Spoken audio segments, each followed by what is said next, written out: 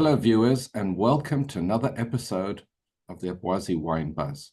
As you know, we have on our interview many interesting individuals that have made their mark and are moving onward to something that will impact you in your life. And certainly our next guest is going to do that whenever you have any wine touch your lips. His name is David Kong. He used to be a hedge fund investor, and now he's moved on to the wine world.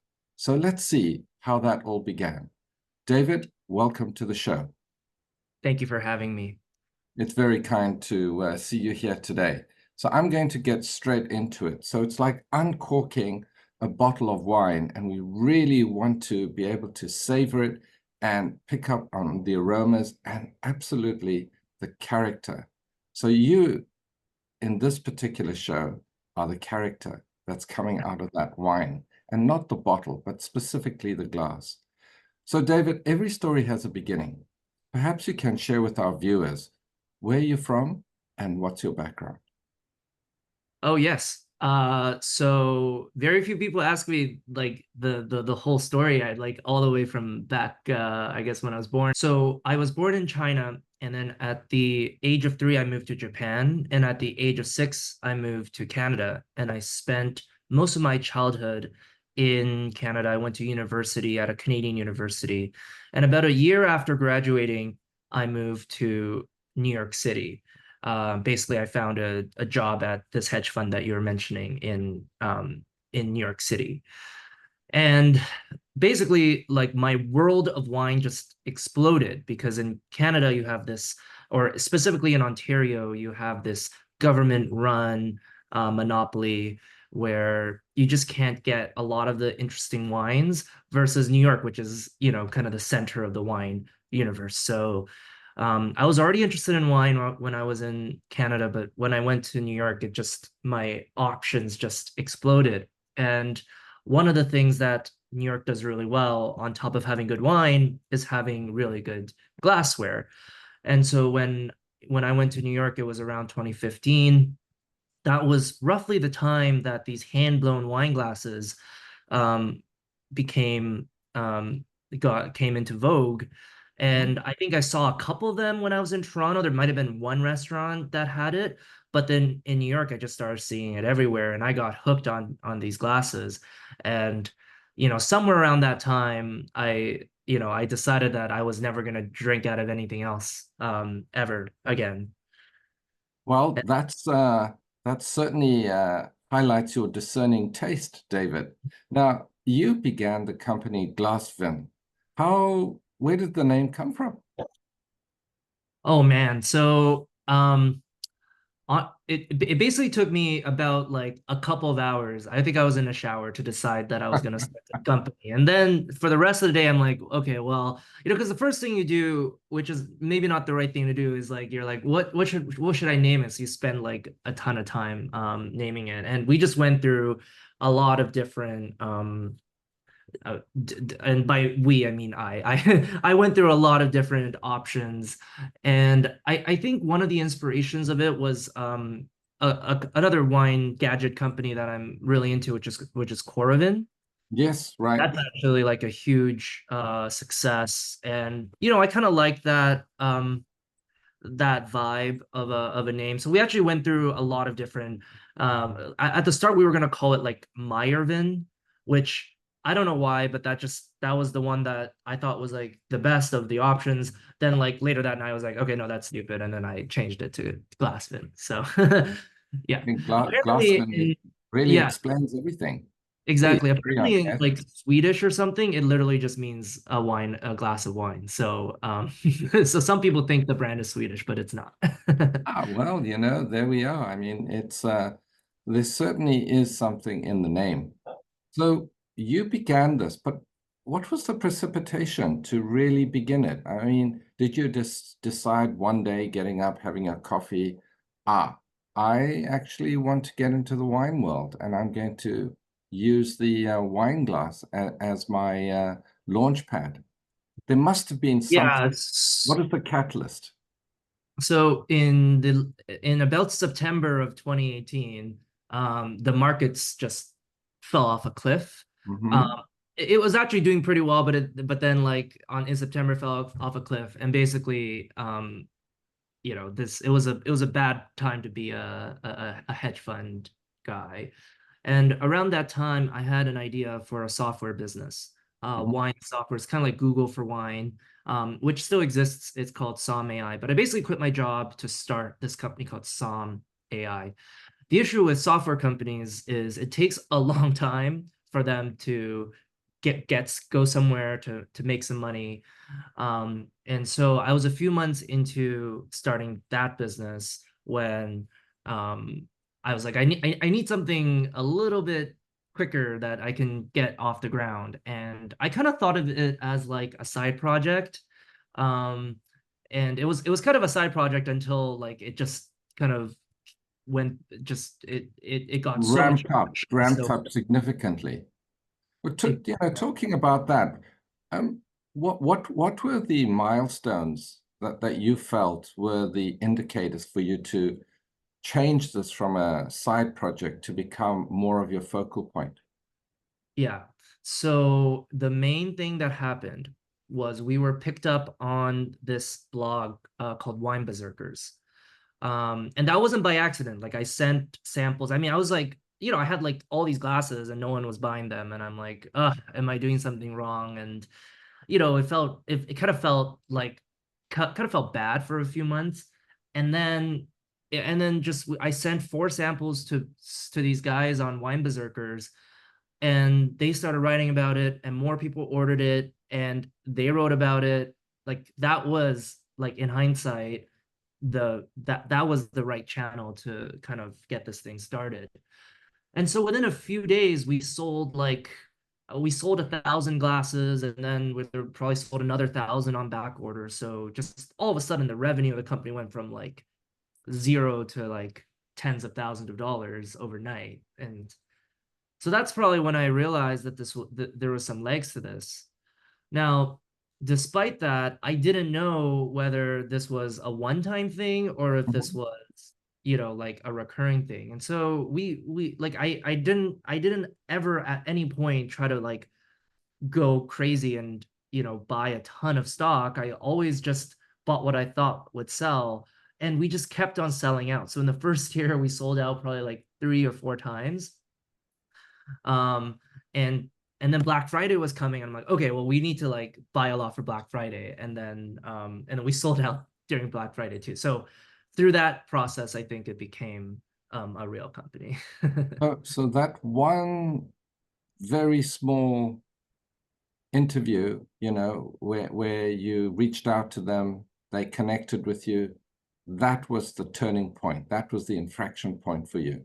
It was 4 DMs on this forum. It wasn't Right. even like an email. It was like in the forum messages. It was 4 people. I think 2 or 3 of them wrote about it. Then other people saw it and then bought it and then also wrote about it. You could still search it up. If you search up Wine Berserker Glasvin, you'll see the original post that led to Okay. everything. Well, yes, I have. I do recall that. So talking about your glasses, do you yourself get involved in the designing of the glasses? Yes, I design everything. Yeah. So when you do that, obviously you consider the size of the rim, the lip size of the person or the people that are going to use it, the mouth, the shape of the consumer, because clearly the consumer in Asia is going to be quite different from that in North America and other parts continental wise. I Yeah, mean, you just have to look, when I go and buy shirts in Singapore, a medium in Singapore is actually a small in North America. It's right. quite different. So how did you build that into your model? I mean, the short answer is we don't. Our revenue is like 90+% in the Okay. US, and US, right? the other 10% is probably like half of it's Canada. So basically US. Um, yeah, like that's an interesting point, and I have noticed certain styles sell better because we do business in Europe and in Asia, and I have noticed like certain styles do better. Like there's this style we have called the Obsession, which is actually the biggest glass that we have. And for whatever reason, that glass is selling very, very well in Asia. So yeah, there's definitely regional differences, but our focus is in the US. So what do you personally consider when you design? Are you involved in it, or just your team? Is No, I'm personally designing every glass. We okay? run a very lean operation. So like in terms of people formally employed by my company, there are none. Like we obviously outsource a lot of stuff, but like design is not something that we outsource. Okay. So yeah, I just go through it. I know what I like. I think my views are fairly representative of the market. We also listen to customers all the time, obviously. Like a lot of our designs are some of them are literally made by the customer Mhm. uh, when we do a custom thing. Sometimes we do a custom thing and we're like, hey, can we actually want to bring this in as our full-time like large scale thing, and then we'll do a large scale. Sure. Um, so yeah, it's through processes like that that we design the glasses. Also, it's not like we're reinventing the wheel. Like I kind of don't like these glasses that are kind of reinventing the wheel. Like we just want to create something that's like timeless, that Classic. classic, exactly. So we're not really reinventing the wheel here. Mhm. There's definitely like accepted sizes, and there's like there's storage constraints, there's Oh dishwasher yes. constraints, all these things. So you can't go that crazy with it. Our goal is just to make a few good classic shapes. You were saying like, the different size and stuff. Like we have stuff in basically every size. So Of for course. whatever you're looking for, we probably have a glass. So where and how are the glasses made? Well, they're hand blown, Mhm. which so about like 5% of the glassware industry. Well, I say 5%, but really it's probably less than 5% from like a volume perspective, because the hand blown glasses are like 20 times more expensive than the non-hand blown glasses. But yeah, like a very small percentage of these glasses are made in this hand blown way. Mhm. And part of the reason is because before we came along, these glasses were very, very expensive. And so only the really intense people could afford them. And a lot of times you would just like buy two and you would put it in your cabinet and you just wouldn't use it because you'd be afraid that it would break. Um, but when I was using them, I realized that like I can't use anything else after using one of these, but I was still breaking a lot of these glasses, and that cost me a lot of money. Of course, of course. So so I was like, yeah, I want to make something that makes me not feel as bad when I Especially after a case of wine, David. Right, exactly. And the other, I mean, that's the other good point there is that like, yeah, like as a percentage of like your expenditures on the wine itself, these glasses are not a big part of your expenditures, but they vastly improve your experience. So it seems like a Certainly. good investment to me. Yeah. Certainly. I would agree with you. And so you've just answered my next question, which was, does it make a difference in the way that it is made, whether it's machine or handmade? You find that there's that sort of thinner uh, Yeah. So perspective in when it touches your general, lips. yeah, well, Mhm. machine made is also, there's a wide variety of machine made, and there's some that are like so horrible that like I just kind of I don't even like to touch it. Like there's like it's clear that it was like two pieces was glued together and you can like feel the ridge. So that's like the lowest of the low. As you get higher up, these glasses do get nicer. And we find that like our glasses are actually priced kind of in the same price range as like the high-end machine-made glasses, but then ours are hand-blown. Handmade. Some of our hand-blown glasses are cheaper Mhm. than the high-end machine-made glasses. When some of these high-end machine-made glasses, they actually kind of feel like they're hand-blown as well. And we kind of view those as our like direct competitors, except ours are hand blown, theirs are machine made. But Talking about that, David, if I Mhm. may, the competition, you've just mentioned from established wine manufacturers, let's say Spiegel, Riedel. Are your glasses in a different class, you feel? like talking to a consumer? We are in a different class because we only do the high end, whereas Riedel does like the full line. Like we definitely compete with Riedel in their high end segment In certain directly, segment, very right? aggressively. We compete with them. But then for the lower end stuff, like which probably is like 80% of their revenue, right? Is like their lower end stuff. We do not compete with them really, not yet at least. We don't compete them with them now, and we have no plans to compete with them, at least to like we have no plans right now to In the compete with them, future, but that doesn't mean that, in 5 years we might not try sure, to that market as well. certainly.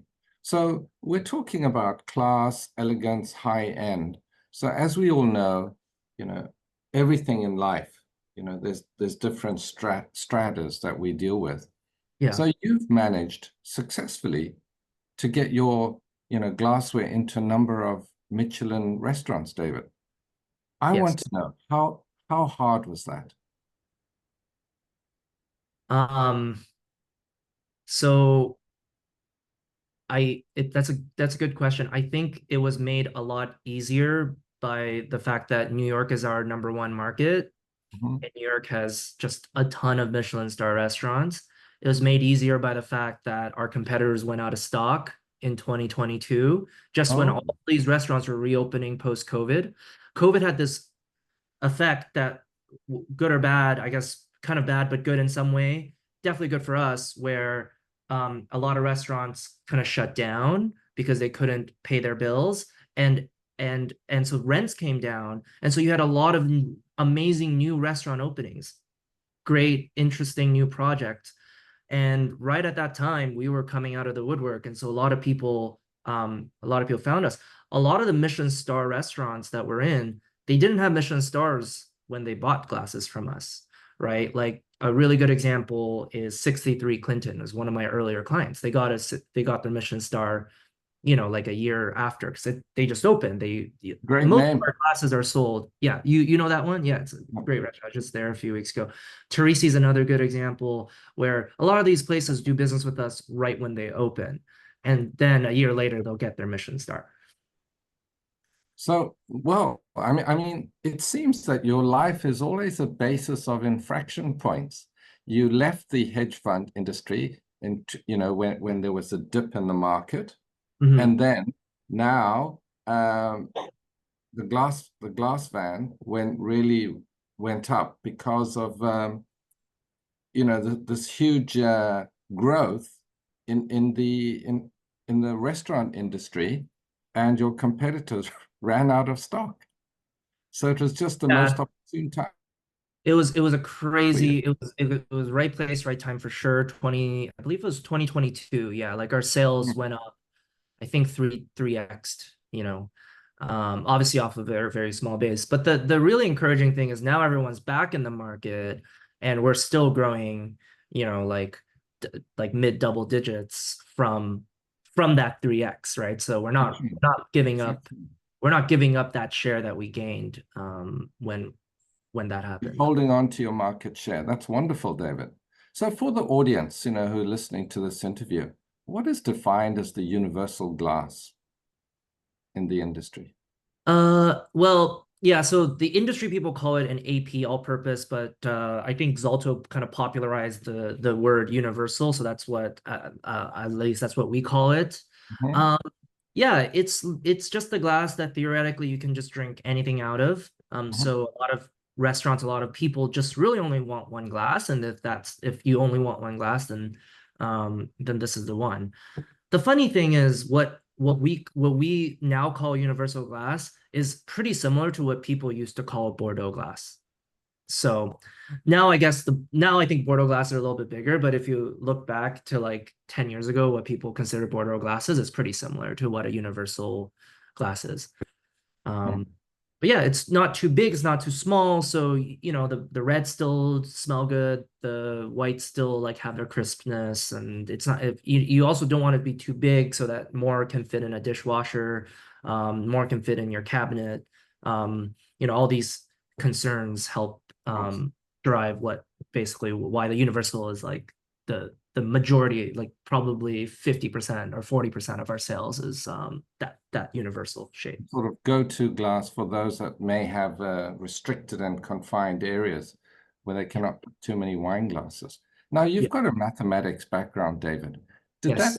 Did that come into uh, as a major influence when you were designing your glass? Oh, it's got to be, a 0.25 millimeter angle here. And did that ever come into play? Your precise. I'm very impressed how much research you did. Yes, I do actually have a business degree, which probably came more in handy than my math degree. My math degree probably helped a little bit more with my software business. I wouldn't say I'm doing super difficult math when I'm running my my Glasvin business. Although, Maybe not, but it does influence the way you think, though, David. You're yes. trained as a mathematician. It does. It does. I mean, I think math is a lot about simplicity and elegance, Mhm. and that's definitely how I like my companies to run and our products to be like. There's no, we don't have like two glasses that are, some of our competitors have like 300 types of glasses. Like we just No. want to keep it simple. We like if there's a need, like we just want there to be like one or two maybe max solutions to that problem. Mhm. We also have a very, like I said, very lean team, and we achieve that through a lot of automation, so a lot of software, a lot of things that let us do with one person what otherwise would probably take 10 Yeah. people to Well, do. technology allows it today, so it's impolite not to actually use it if it's out there. Right. So David, where are your glasses actually made? So the majority of them, which is what we like 99% of our business is based on is they're made in China. Okay. So that was So one of the big innovations that we did was because before they were all made in Europe. And yes, actually the Europeans are starting to move eastward as well. of So now course. they're made in Slovenia and Slovakia and Czech Republic, and they used to be made in Austria. But we just went very, very east and just made it in China. Okay. And obviously, one of them was the cost factor, but also I believe that your industries that you're working with there, they perhaps a little bit more flexible in terms of you say what you want, and they'll say, well, yes, we'll make it happen, which is something that I've heard from many other entities. Would you say that's correct? Yes, I would say that, yes. I don't the costs aren't as low as I don't think the differential is as large as people think from that. I think we get a lot of our um price differential because of the direct to consumer and just low operating costs. So Mm. my margins are still are good despite the prices being low. Um but yeah, I mean, obviously, I'm Chinese, if that wasn't obvious, and yeah, so it's much easier for me to make stuff in China than it is to make it in Europe. Of But course. for other founders, that might not be the case. I don't Mm. know. Sure. So talking about, let's change from regional, let's go to generational. Do you see the new generation? I'm talking about, more your Gen X and your, millennials. Do you see the new generation having more concern about other factors rather than just the glassware, rather than just say, oh, the thinness, the shape. And they are asking you, well, how is it produced? Is it sustainable? What about the packaging? What about the, carbon footprint? Do you find that coming into the equation at all? Well, our customers are typically not super young. Like I know that the Gen Z are very concerned about that, but really our customers are not Gen Z. They're definitely more in the 40, probably like 40-ish range is probably like our average customer. Look, when you're a company, you got to focus on, what makes you the best, or what your value proposition is. And so we're just very focused on, getting our customers the right product at the right price. And we just want to be for at every price, we just want to be the best glass. At every glass quality, we want to be the best price. And that's what I'm mostly focused on. Thanks, David. I've got a question, rather curious. It's sort of burning on my mind right now. The glasses are shipped quite some distance away. What's the Yes. percentage of breakages?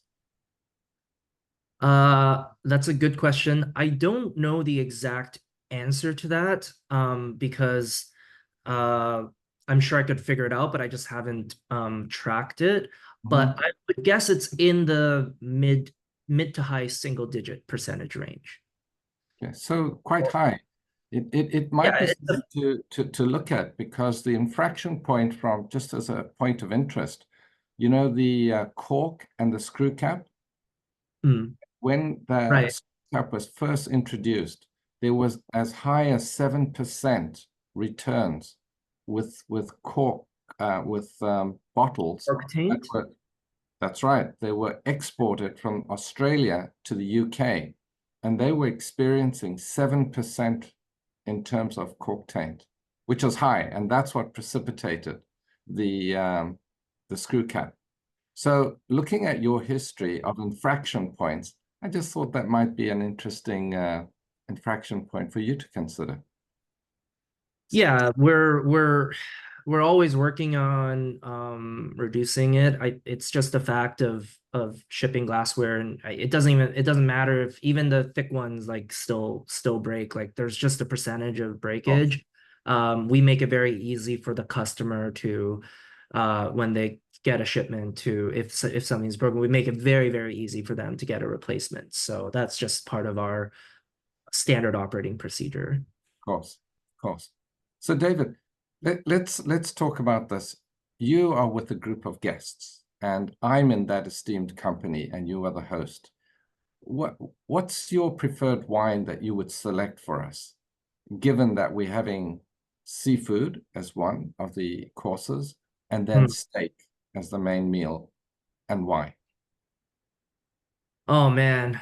So I'm actually not a big proponent of of food pairings. So I Okay, don't think say through as the you please. Uh-huh. yeah, so I don't think that much about it.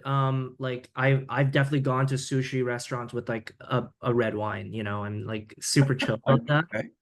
Um, and I'm very like open-minded with like wines and what regions and stuff. So like I'm very happy to drink New World, Old World, like aged, not aged, like just I drink Oh, basically let me rephrase everything. this. Let's So say, how about you had two, give me your two experiences, really different combinations that you had, which you never expected, and they blew you away. hmm. Your own personal experience.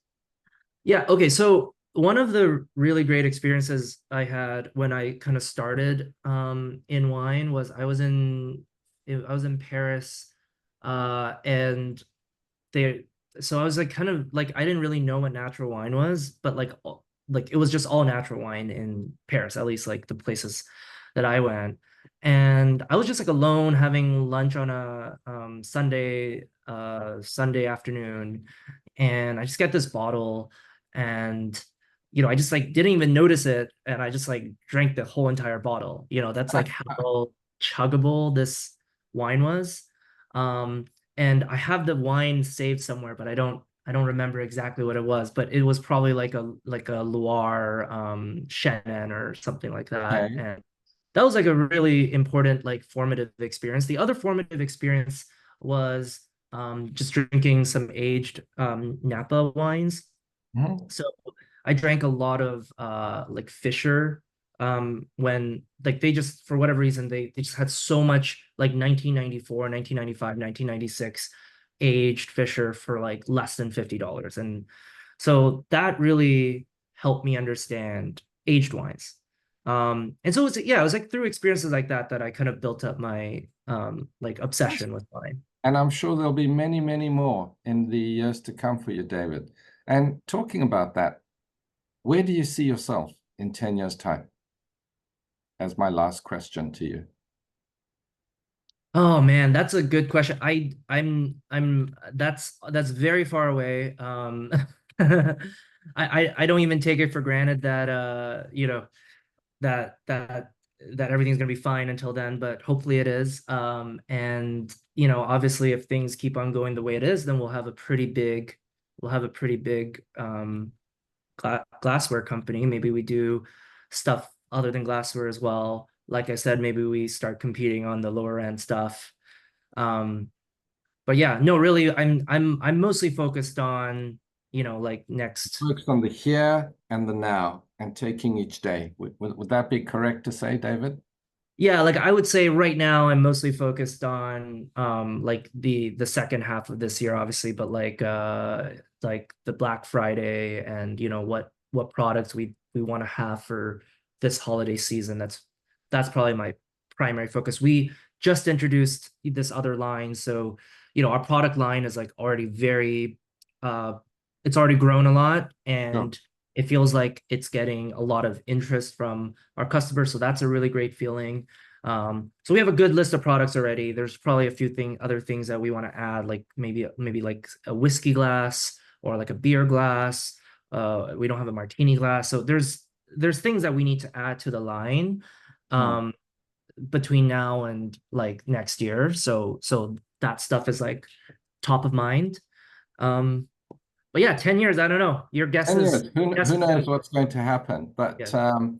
But, David, clearly that you have certain infraction points in your life from that hedge fund to the time of when you opened up Glas Vin and the restaurants where they were. And I won't be surprised if there are more very successful infraction points for you in the coming years. So it's been a wonderful interview. Thank you for giving us insights into your company and sharing, and I know our audience will really appreciate that. And we certainly hope to have the opportunity to meet together and drink from one of your glasses together. So thank you very much for being on our show, David. Thank you very much for watching our video. And if you liked our video, please like, share, comment, subscribe to our channel.